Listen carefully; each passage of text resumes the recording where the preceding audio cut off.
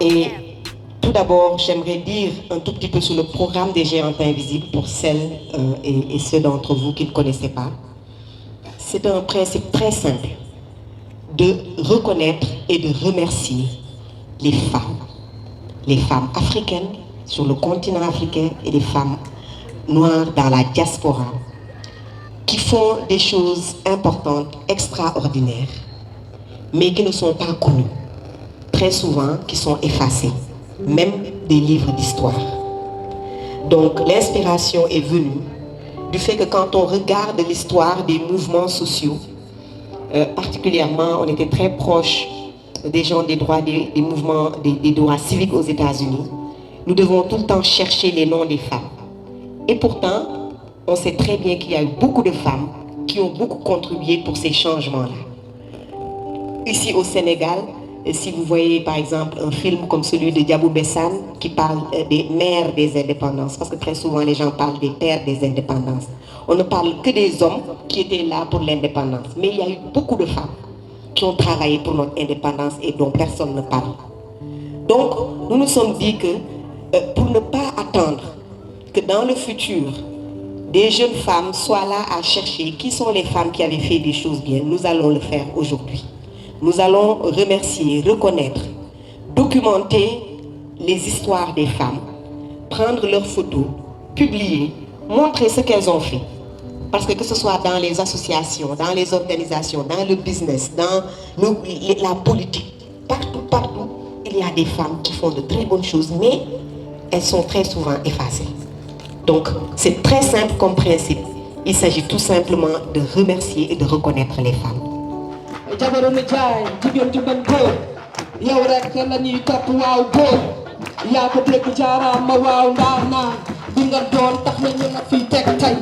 Linga wane ci réew mi dafa leer dawoo bàyyiwoo ku xool gis la xam ne danga baax sali boo jugee dafay gën a neex waay sali buñ lay célébrer dangay bekk waay sali ku danse dégguma sali bi de sali ci kaw dañuy bëgg ñun sali waaw ku ko fonk ñun sali yaa ko def dañ koy wax waaw sali hey ñu am mbégte gu rëy ci li ñu indi fii di seede lu ñu xam kii ànd nañ fukki at ñu ngi ànd depuis 2012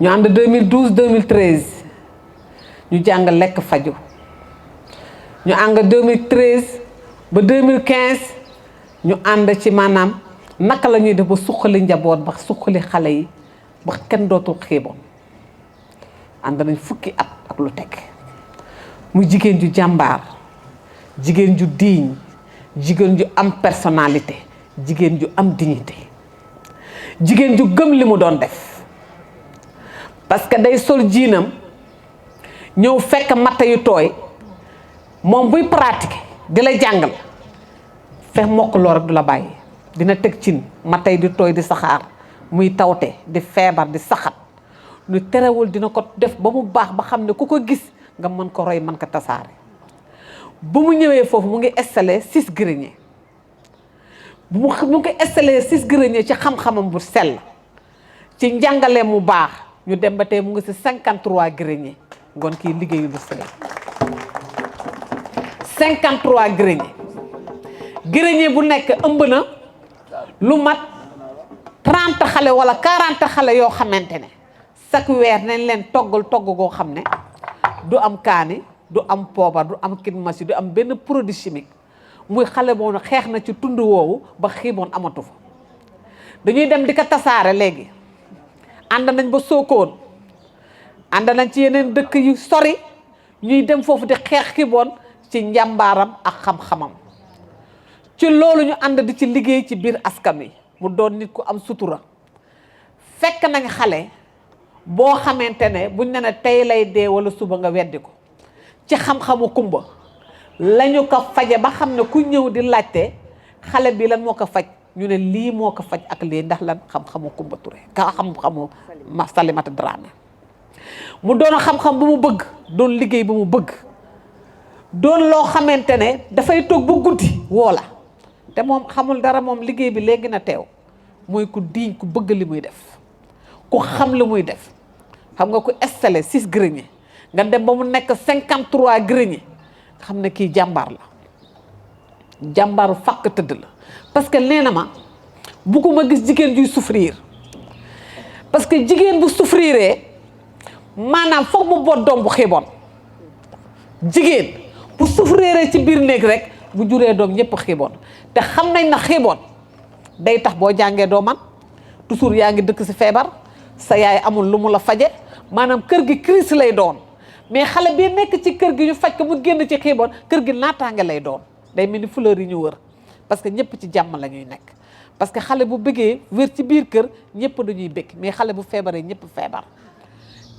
En tant que man maay présidente des bàjjenu gox di santé de Boxonguene di wax liggéey ci la malnutrition di liggéey ci santé SR santé de la reproduction waaye lépp lu ca ñor rek Salimata mii mooy bopp ba mooy génn nga kon Salimata mënuñu kaa lu dul di gërëm ka sant ka di ko ñaanal yàlla li ñu koy ñaanal mooy wér ak gudd fan Salimata yàlla na nga wér boo wér yàlla na nga gudd fan soo guddee fan yàlla nañ ko fekk suñ ko fekkee yàlla nañ ko tal lii Yakara wax daanaka sax jaratul jaar ndax kii dafa nekk koo xam ne kii bu ñëwee ci gox day seet ki gën a tumaranke ki gën a néew doole moom lay dimbali te léegi li ñuy wax te billaahi wallaahi yàlla moo tax gis nga kii garab bi mu njëkkee ñëw sama kër fekk ñuy togg kii wax na ko ndax bi mu commencé bi Yakara wax boobu rek lañu commencé mu ñëw mu ne dafa ñëw di bopp grenier Sinde yi mu ñëw taamu Sinde Escale de man maa fa nekk mu ñëw fekk ñuy togg ñu nekk Escale de dañuy togg tey mu ñëw fekk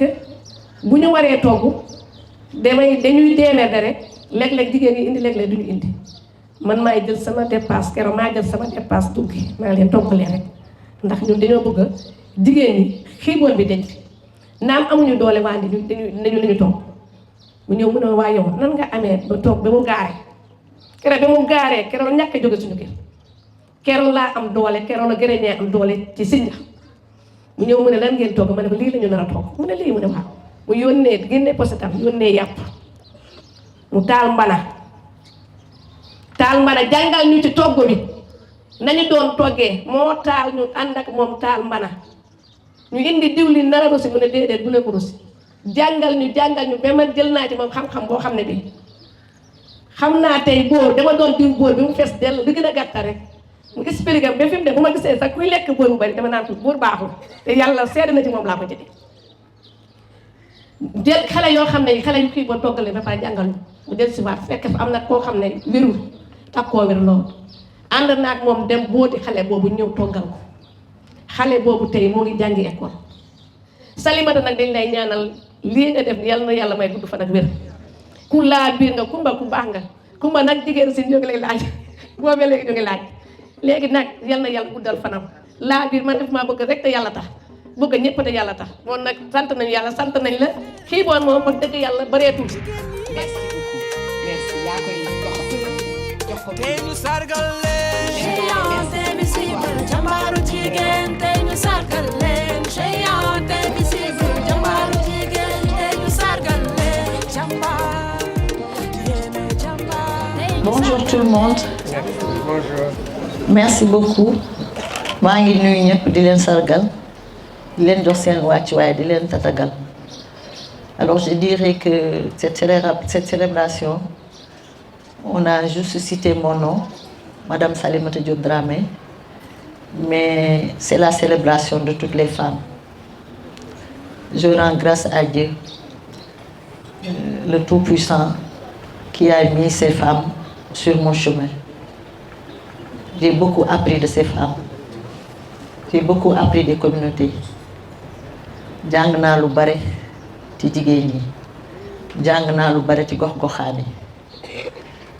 Je dirais que ce sont des communautés qui ont toujours été à l'avant-garde pour toutes les luttes, pour combattre la maladie, pour combattre la malnutrition, pour que les communautés aillent de l'avant, même en dehors de l'intervention des partenaires financiers, qui ont toujours travaillé dans le bénévolat.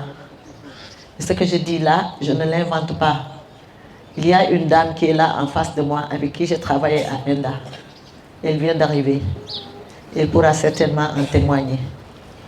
J'ai toujours dit, même lors de mes voyages à l'étranger, que ces femmes-là, on doit les soutenir. Dans les ateliers à l'étranger,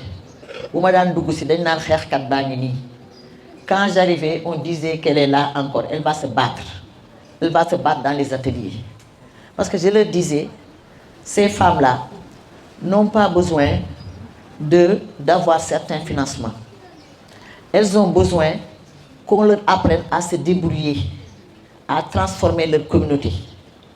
Et c'est possible avec ce qu'elles ont. Parce que c'est à partir de ce qu'on a, c'est à partir de ce qu'on a qu'on connaît le mieux. Que nos grands-pères, nos grands-mères, nos mamans ont toujours vécu. Et il n'y a jamais eu de problème.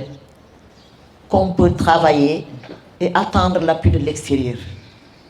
J'ai toujours dit aux femmes de ne jamais sombrer dans l'attentisme. C'est ce que Lola len doon wax. Di len bu len xaar ku ñew di len dimbali. Ku len dimbali ngeen jël. Mais liggéey len yeen. Ndax vos communautés, c'est vous qui pouvez les transformer. La malnutrition, c'est vous qui pouvez la combattre.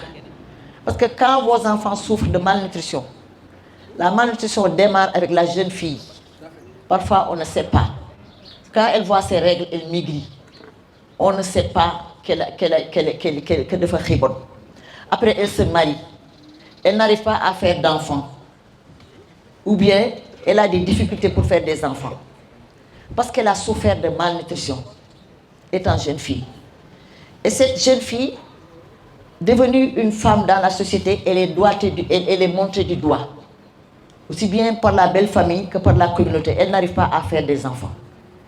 Et si on avait corrigé les choses depuis le départ, avec des moyens simples, avec des produits locaux, avec ce dont on dispose, avec des poissons secs, avec tout, je le disais, n'ayez pas honte de présenter ce que vous avez. Consommez ce que vous avez et valorisez-le. Et je leur rends un vibrant hommage. Vraiment, je peine à trouver les mots. Cette célébration-là, je le dédie à toutes les femmes de toutes les communautés du Sénégal. Je le dédie aux femmes de Popenguine, je le dédie aux femmes de Ndaya, je le dédie aux femmes de Tambacounda avec qui on a travaillé jusque dans les bananeries. Je le dédie aux femmes du Fouta avec qui on a travaillé dans les districts sanitaires de Podor, Pété, Richard Toll. Je le dédie à toutes ces femmes, je le dédie aux femmes de Fimela. Je le dédie à toutes ces femmes qui ont toujours été de vaillantes combattantes de la pauvreté. Je n'ai pas voulu, Dieu sait que je n'ai averti personne de ces femmes-là, parce que pour ne pas les fatiguer, je les appellerai après pour leur dire qu'il y a eu une célébration, mais je leur disais que c'est leur célébration à elles, parce que j'ai beaucoup appris des communautés. Merci beaucoup. Merci.